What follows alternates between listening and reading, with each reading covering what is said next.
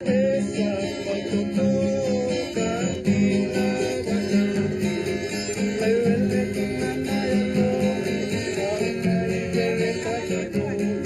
nation of Fiji sits in the warmth of the tropics in the South Pacific. Its islands are home to a little under 1 million people, and it has a reputation as a holiday paradise, a place to escape to.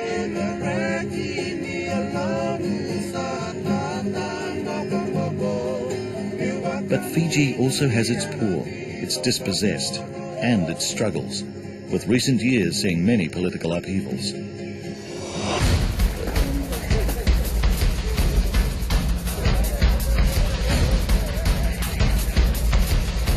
In May 2000, George Spate, a tough-talking Fijian businessman, engineered an armed coup and took the Prime Minister and members of Parliament hostage. Order was eventually restored, but later that same year there was another crisis, this time involving elite troops at Fiji's main army barracks. In November 2000, I went to work that day. We drew some weapons. We were instructed to do an exercise. To my surprise, we ended up in some shooting. I had shooting was going on. My mate got shot. I came and I grabbed him and I took him back to the main gate, called for the ambulance. Since the shooting started, then I came to know that this is not an exercise. That was when I knew that there's something wrong.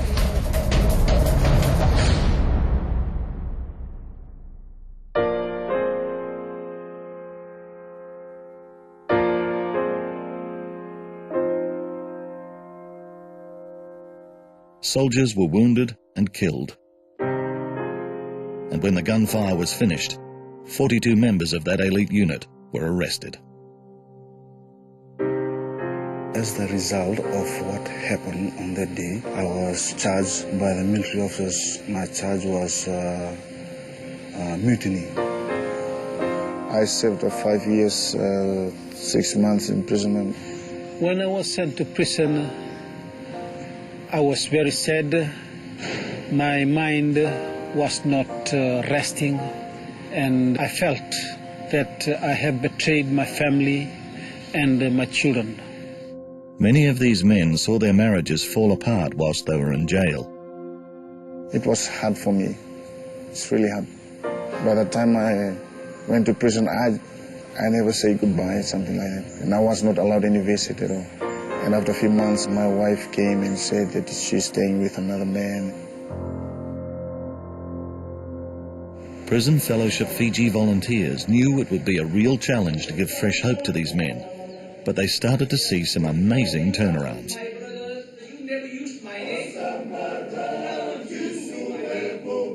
To meet Christ in prison, it was very, very great.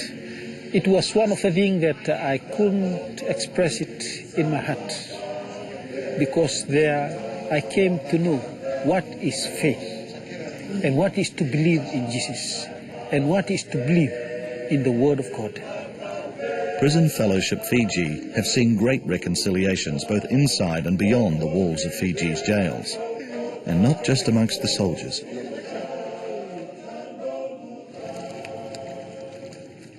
Eparama had been in jail most of his adult life for very serious crimes. When he was finally released, neither his wife nor his village wanted him back. The people, before they were scared of me, yes, they really scared of me. I'm 48 years old, and most of my life I spent inside the prison. I can say it's more than 20 years I spent my life in prison.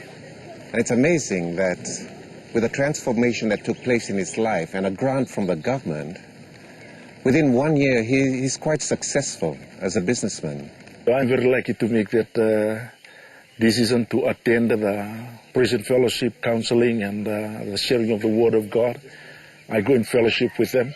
That helps me a lot when I'm inside the prison. It really helps me.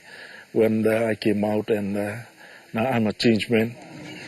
From my side, even the police officers from the area I'm living, they believe that I am not going to change. But now I can say that no matter what the people say or what the police say, people still can change if they're willing to hear the word of God.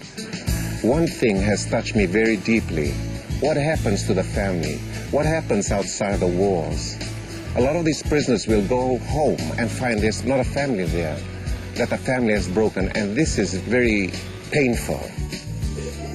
Some of the places where the Prison Fellowship volunteers visit are quite primitive. When we bring in gifts, food items, whatever we can bring, they are quite appreciated.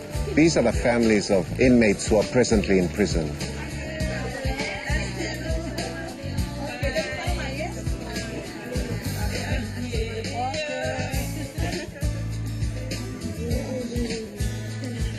John and his family are a classic example of a prisoner's family. While John was inside, we were helping his family, and even when he's out, we continue, and we'd like to continue doing that until they are stable and well supported. That is one thing I'm very, very grateful of, especially to the donors, those who have been donating and assisting the Prison Fellowship in Fiji to keep my children in school and my family. I came to see that there is a Lord, there is a God. When Bill came out of jail, a small grant from the government got him started in his own business. But he had a far greater challenge. How would he put things right with his wife? God became real to me because on the day when I came out from prison, there was no place to go. There was no place to go at all. So I went to one of the Prison Fellowship volunteers' house and spent the day and the night. On the day he came out of prison, he found out that his wife had gone to live with another man. His own relations didn't want him back. The relations of the wife didn't want him back. So he was left high and dry. But with the knowledge of the Lord that he had acquired, it enabled him to go through that. My family didn't even want this one to come back, want Bill to come back to our place because of what he did and because he went to prison. Through the Prison Fellowship, Uncle Jack and Eddie Volau came together with this one, and we had a talk at home and we reconciled. I'm really happy because Bill is a changed man now before he went to prison. When I came out from prison, I have nothing at all, but I'm so thankful that God restored my wife back to me and my house, and my God is so good to me.